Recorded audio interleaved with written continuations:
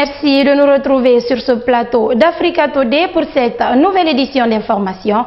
Voici les titres. Comment minimiser les impacts environnementaux sur les communautés? Cette question se trouve au centre d'une consultation nationale du programme ACP Union européenne qui a ouvert ses portes ce mardi à Conakry. L'OADA, en collaboration avec la Banque mondiale, a ouvert ce mardi à Conakry un séminaire de sensibilisation sur les modes alternatifs de règlement des différents MARD. Objectif, améliorer le climat des investissements au sein des pays membres.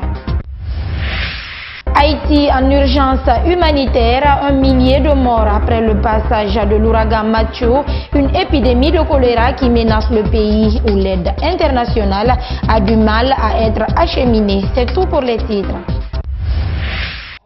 Bienvenue à tous. En prélude des élections locales en Guinée, les partenaires s'activent sur le terrain pour la prévention et la gestion des conflits électoraux. C'est du moins l'esprit d'une formation en leadership qui a pris fin ce lundi à Conakry. Durant une semaine, les participants ont développé les notions de leader et de citoyenneté pour permettre une meilleure éducation électorale. Au terme des travaux, ils comptent adopter des stratégies pour anticiper sur toute situation conflictuelle.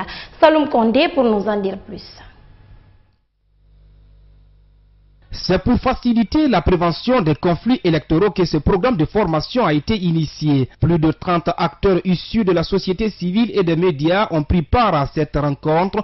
Au cours de cette semaine de formation, un accent particulier a été mis sur la notion de leadership et les phases de vulnérabilité du cycle électoral. Il s'agit notamment de l'enregistrement biométrique et la transmission des résultats. En apportant donc cet appui, l'Union européenne veut aider à l'émergence d'une expertise guinéenne. Aujourd'hui, ici en Guinée, on a peut-être un peu perdu les dernières années la notion et le concept du leadership et du fait que le leader, ce n'est pas le chef qui décide de tout. Le leader, c'est celui qui amène avec lui toute une population, un groupement de personnes pour obtenir des objectifs et surtout comment prévenir les conflits et faire en sorte qu'à l'avenir, lorsqu'il y a un processus électoral ou un rendez-vous électoral, on a voulu vraiment privilégier et la question du leadership et la question de la prévention des conflits. Ce renforcement des capacités est aussi une manière de sensibiliser et informer la population sur les questions électorales. Au sortir, les participants semblent maîtriser le contenu des modules de formation. La prévention des conflits ne se fait pas en un temps. Il se fait par chaque étape du processus électoral, d'où ils nous ont exposé du moins le cycle électoral. Donc la prévention du conflit, non seulement du cadre légal jusqu'au jour des élections, et peut être prévenue. Si les parties prenantes au processus se mettent en accord, il peut être prévenu pour ne pas qu'on aille à une violence post-électorale. Ce qu'il faut attendre de nous à la sortie de cette formation, c'est des aptitudes, c'est des compétences, mais aussi des stratégies qui nous permettront d'anticiper sur tout ce qui est de situation conflictuelle liée aussi bien au processus électoral, mais aussi dans la gestion globale de tout ce qui nous entoure dans la société. Au terme de ces séances de travail, quelques participants sont retenus pour la vulgarisation de ces modules de formation dans l'arrière-pays avant la tenue des élections locales en février 2017. Ouverture ce mardi à Conakry de l'atelier de lancement et de consultation nationale du programme ACP-UE, Afrique, Caraïbes, Pacifique, Union européenne en faveur des minéraux de développement. Ce programme vise à améliorer le cadre politique, réglementaire et surtout minimiser les impacts environnementaux sur les communautés. Compte rendu, Bama Madolf. En Guinée, l'exploitation minière représente environ 13% du produit intérieur brut et près de 80% des recettes d'exploitation. Mais malgré cela, plus de la moitié de sa population vit en dessous du seuil de la pauvreté selon les statistiques disponibles en 2012. Ce qui représente un paradoxe au regard du potentiel important du pays. D'où cette réflexion pour un développement minier responsable. Le programme portera sur les activités de renforcement des capacités des acteurs d'une quarantaine de pays ACP à travers des ateliers régionaux de formation, des visites de terrain, la production des outils de référence et l'échange de connaissances. Les minéraux de développement négligés constituent la matière première de base dans la construction des infrastructures, mais aussi sont source d'emplois et de revenus dans les pays en voie de développement. C'est pourquoi ce programme triennal vise à améliorer le profil et la gestion des minéraux de développement. Un projet du groupe des États d'Afrique, des Caraïbes et Pacifique est financé par l'Union européenne et le PNUD à hauteur de 13 millions d'euros. Le PNUD, quant à lui, soyez-en assurés, ne ménagera aucun effort pour appuyer le gouvernement à faire de ce secteur une véritable opportunité de développement économique local et un véritable levier d'emploi en milieu rural. Il est de la responsabilité de l'ensemble des parties prenantes d'assurer une consultation participative et exhaustive pour garantir transparence et redistribution des revenus à niveau local et national. Le département des mines et de la géologie s'est dit déterminé pour la mise en œuvre de ce projet afin de booster ce secteur. Partout il y aurait des obstacles, nous serons là pour accompagner à lever ces obstacles. Donc j'invite les participants, toutes les parties prenantes, à œuvrer dans le sens de l'identification de toutes les opportunités pour que l'efficacité soit de mise dans la mise en œuvre de ces projets. L'efficacité, c'est que les actions ciblées soient les bonnes. Au terme des 2 jours de travaux, les participants vont élaborer une feuille de route de développement des minéraux négligés sur la base des priorités qui seront définies par les acteurs du secteur. Le 11 octobre de chaque année, l'humanité célèbre la journée internationale de la jeune fille. En Guinée, cette journée est placée sous le thème « Progrès des filles égale à progrès vers les objectifs de développement durable ». Le but visé par cette célébration est d'encourager les filles, où qu'elles soient dans le monde, à apprendre, à diriger, à décider et s'épanouir. Le compte-rendu est signé Oumar Sow. De nos jours, plus de 1,1 milliard de filles font partie de cette génération mondiale prête à prendre leur avenir en main. Plan International Guinée, en tant qu'initiateur de cette journée, a profité de sa première célébration en 2012 pour lancer la campagne mondiale « Parce que je suis une jeune fille ». En 2016, l'ONG se fixe pour ambition de transformer cette assertion en mouvement mondial en faveur de la promotion des droits de la jeune fille. D'où cette mobilisation des couches qui peuvent faire avancer les causes de ces adolescentes. La Journée internationale des filles 2016 sera pour plan international l'occasion rêvée d'organiser une opération collective promouvant la visibilité des filles et ouvrant de nouvelles possibilités d'action et d'investissement en leur faveur. Cet événement nous permettra également de créer un moment symbolique qui entend impulser le mouvement défendant les droits des filles. Parmi les facteurs aggravant l'invisibilité des filles et des femmes figurent a priori les mariages des adolescents, les viols et autres violences, y compris l'excision qu'elles subissent au mépris de leurs droits humains. Conscients de ce mal, les partenaires financiers entendent investir dans le domaine de l'éducation des filles. Notre vocation en tant qu'entreprise de télécommunication, c'est de permettre aux jeunes filles de savoir utiliser l'Internet, de s'instruire à travers l'Internet. Aujourd'hui, on observe, comme l'a dit le représentant de plan, les mariages précoces, les violences que subissent les jeunes filles. Et tous ces problèmes ne peuvent être résolus qu'en présence et avec la participation de ces jeunes filles. Mais faudrait-il d'abord qu'elles sachent de quoi on parle, quels sont leurs droits, quels sont leurs devoirs, jusqu'où elles peuvent aller et quand dire non. Ça, c'est une question cruciale. Et c'est cet échange-là qu'on ne peut pas avoir malheureusement à cause de nos cultures, avec nos mamans, avec nos tantes. Cette journée sera une opportunité pour le département de l'action sociale, de la promotion féminine et de l'enfance, de porter le regard sur les domaines dans lesquels les filles et les jeunes femmes sont invisibles. On ne pourra pas atteindre les objectifs du développement durable sans prendre en compte les préoccupations des filles, sans valoriser les filles dans notre pays, sans regarder sur l'avenir des filles, sans tracer des programmes, des politiques, effectivement pour justement la mise en valeur des filles. Cette journée mondiale dédiée à la jeune fille se poursuivra ce mercredi. L'occasion sera mise à profit pour lancer la première campagne axée sur la lutte contre les mariages forcés et précoces. Un séminaire de sensibilisation sur les modes alternatifs de règlement des différents MARD s'est ouvert ce mardi à Conakry, organisé par l'OADA en collaboration avec la Banque mondiale.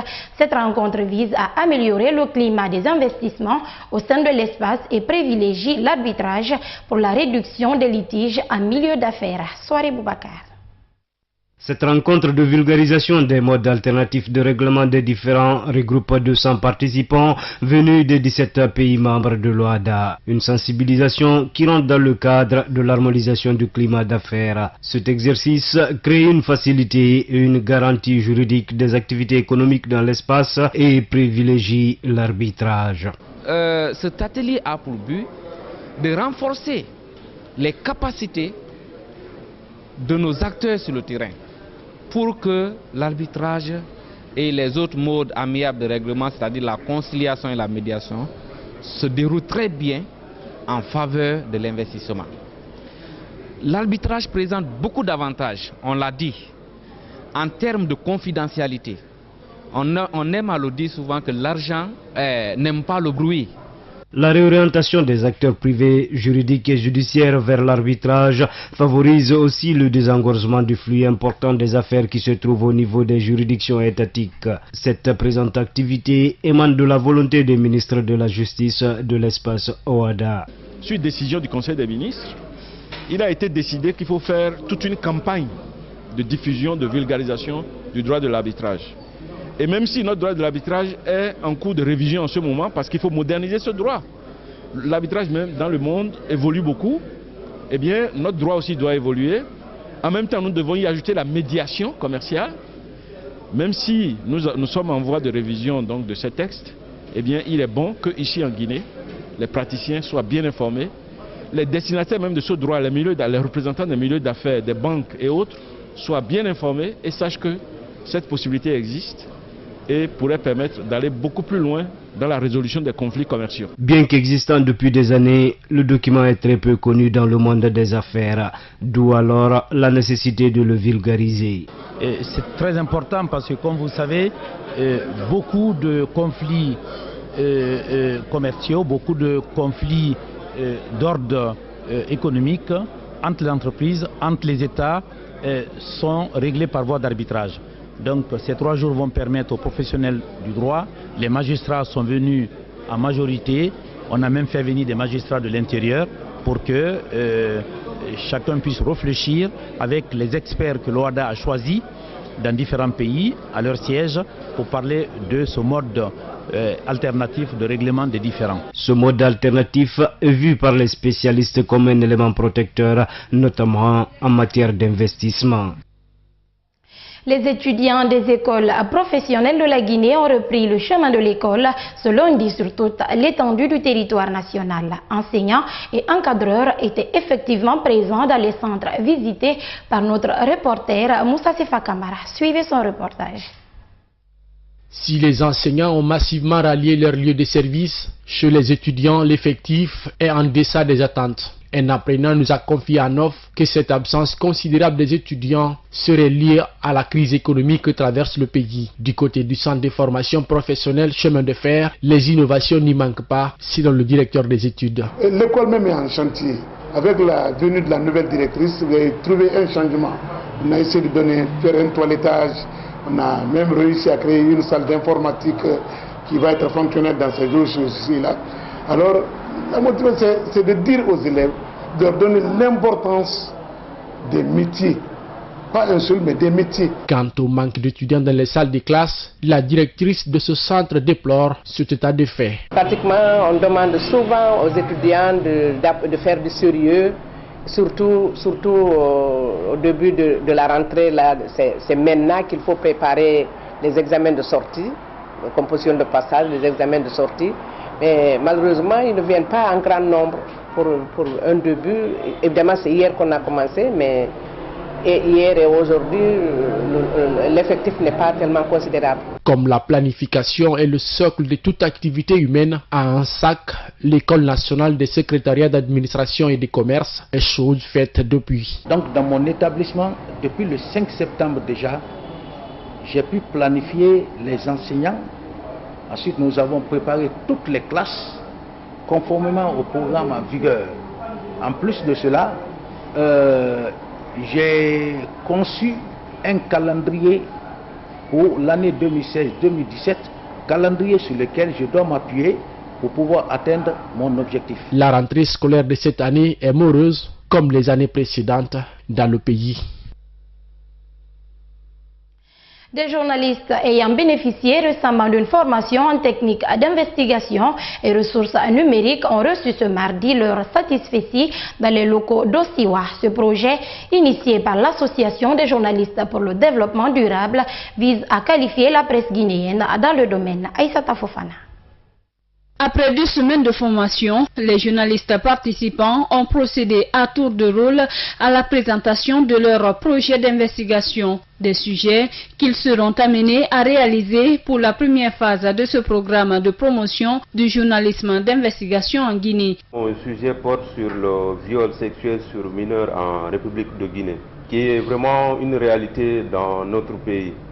Un résultat obtenu grâce au concours de l'Association des journalistes pour le développement durable AJDD qui ambitionne, selon son président, d'outiller la presse guinéenne dans ce domaine.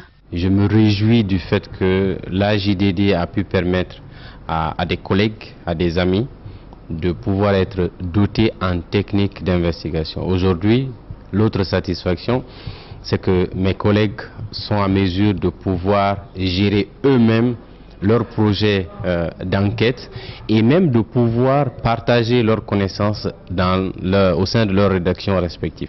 Pour la suite de cette initiative, l'attente des partenaires Osiwa est de voir la concrétisation des notions reçues sur le terrain. Il ne suffit pas juste d'informer les citoyens, il faut les informer pour qu'ils puissent agir, pour qu'ils puissent amener ceux qui sont en tort à réparer ces torts. Donc la prochaine étape, c'est vraiment ça, c'est maintenant la pratique, c'est le terrain. Après la formation, maintenant on met en œuvre ce qu'on a appris et pour voir si on a bien maîtrisé les techniques pour essayer d'apporter les correctifs, de se renforcer pour pouvoir être opérationnel.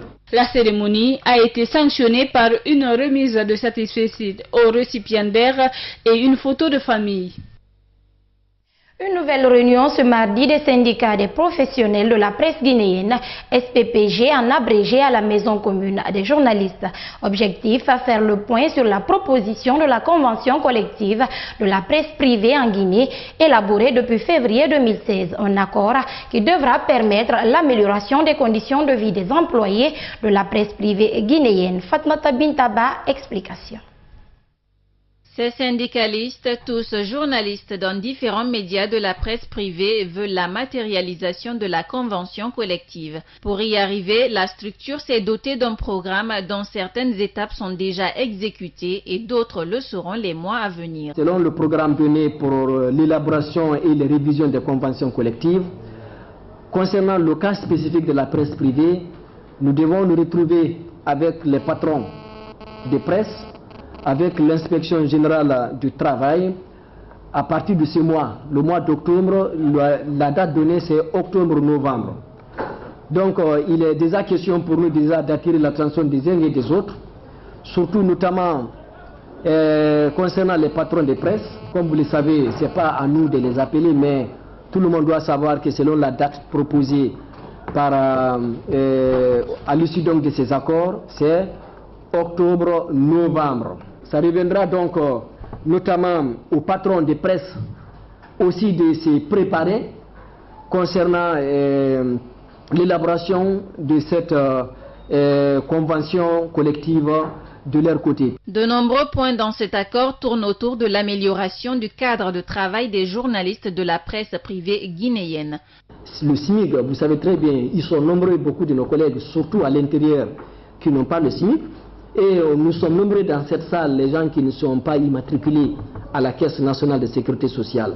Donc toute cette année, nous leur donnons le temps de se préparer pour vraiment régler ces différents problèmes, puisque à partir du janvier 2017, nous l'avons dit et nous réitérons notre engagement, à partir du janvier 2017, nous allons commencer à citer les radios, des télévisions ou des sites qui ne respectent pas du tout cette convention collective, non seulement la convention collective, mais les radios où le SMIC n'est pas respecté, les radios, les journaux ou les sites où les employés ne sont pas immatriculés à la Caisse nationale de sécurité sociale. Ça, ce n'est pas négociable. Bien avant cette grande rencontre entre les patrons de médias, l'inspection générale du travail et les syndicats des journalistes, des journées de concertation vont être ouvertes aux personnes impliquées pour mener à bien cette lutte.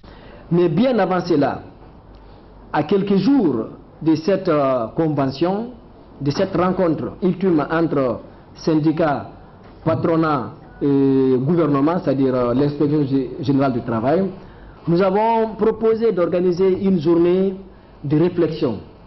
Mais ce qui est aussi très important, c'est aussi d'impliquer tout le monde, puisque chacun a un problème. Tous les employés de presse, c'est pourquoi on a décidé d'organiser cette journée à l'intention de tout le monde, où chacun peut venir aussi étaler ses problèmes. Chacun a des problèmes. Le secrétaire général des syndicats des professionnels de la presse guinéenne, Sidi Diallo, exhorte tous les employés de la presse à une implication totale pour la réussite de ce combat.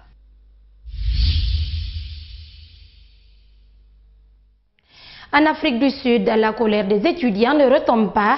Hier, la rentrée universitaire a été perturbée par de nouvelles violences entre les forces de l'ordre et des jeunes qui dénoncent toujours la hausse des frais de scolarité. Suivez.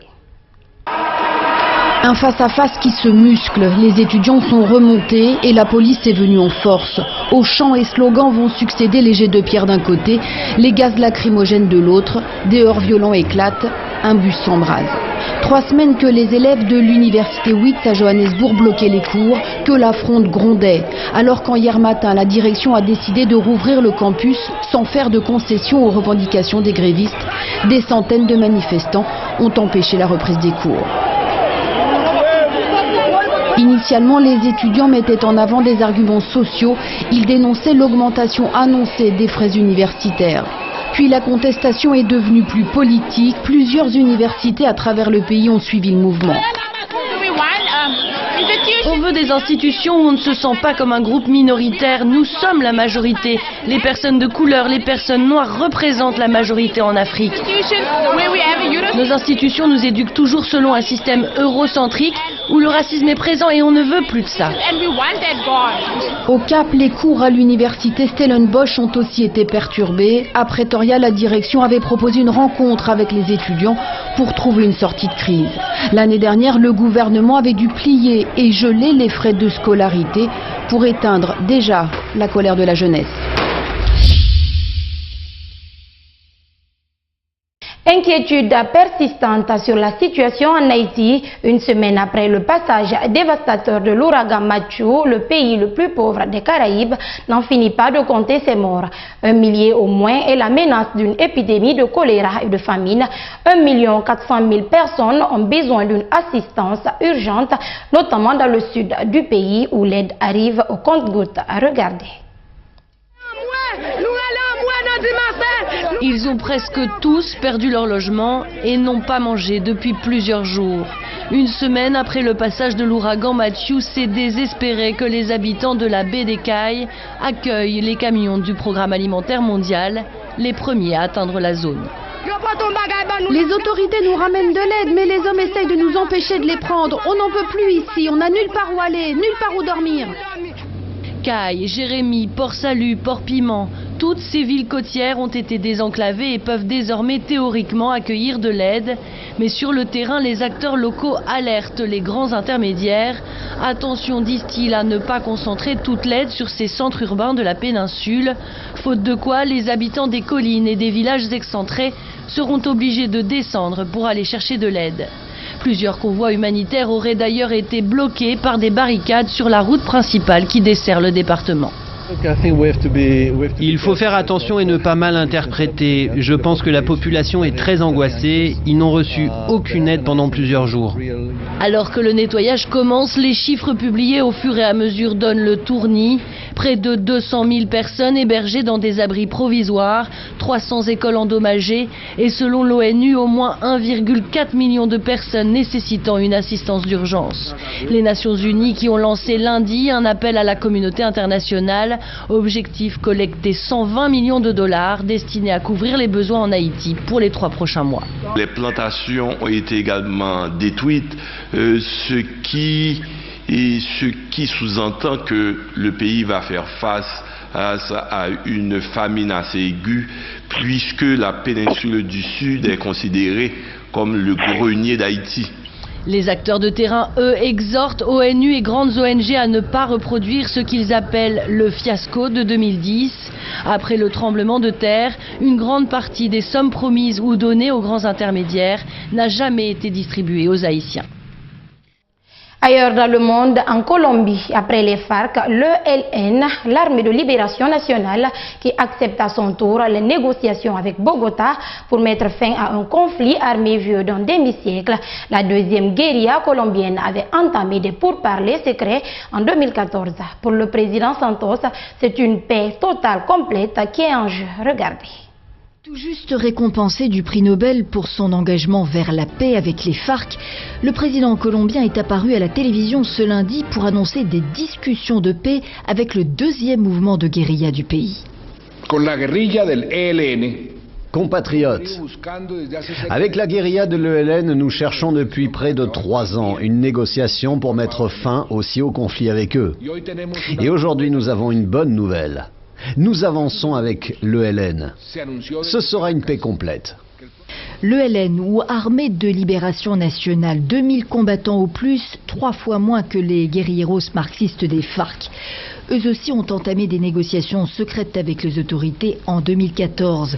Eux aussi sont issus d'un mouvement agraire inspiré de la révolution cubaine, mais avec une dimension religieuse catholique. Enfin, eux aussi totalisent plus de 50 ans d'activité terroriste, principalement dans les régions minières et pétrolières de l'Est du pays, à la frontière avec le Venezuela. Spécialité, les attentats contre les oléoducs, pour protester contre l'exploitation des ressources du pays par les entreprises étrangères, le trafic de la coca, même s'ils le réfutent, et puis les enlèvements. L'ELN détiendrait encore 2 otages.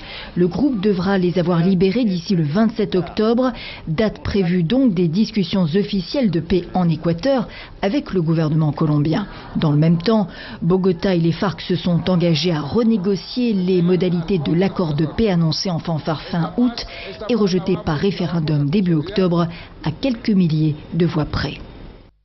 C'est la fin de ce journal. Merci à tous de l'avoir suivi. Au revoir.